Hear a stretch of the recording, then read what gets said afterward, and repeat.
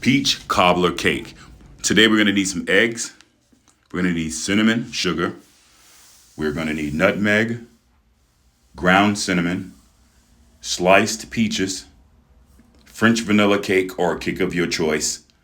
So now we're going to butter up the pan real well. Let's do it. Now we're going to go ahead and get the cake mix ready. So all we're going to do is follow the instructions on the cake mix. This cake mix requires that I put 3 eggs in. And instead of using a cup of milk, I used the peach juice with a little bit of milk because it needed a cup of milk. So I used the peach juice plus a little bit of milk to make the cake more moist and more peachy. And it calls for 1/3 cup of oil. So everything is mixed in this cake that we need now. Let's mix it up.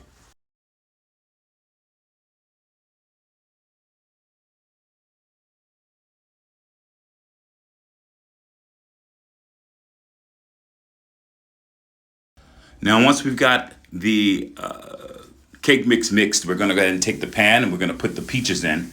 These peaches are drained. There's no juice there. We're going to use 2 cans.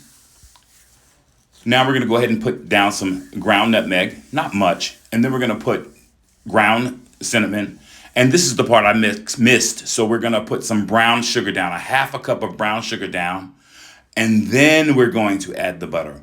Don't forget, add that 1/2 cup of brown sugar. I had to add it later, so add that now. Spread that along your peaches and then put your butter down. And now we're going to add the cake on top. Make sure it's all gone and spread it out over the cake and make sure it's spreaded evenly. It looks like it's a thin layer, but the cake will rise, okay? So let's go ahead and make it nice and even. Make sure the cake is evenly all over the pan here. Make sure we got every bit of the cake out of that bowl. And now we're going to put it in the oven. You can add a little brown sugar on top. We're going to put it in the oven at 350. Now this peach cobbler cake is ready to go.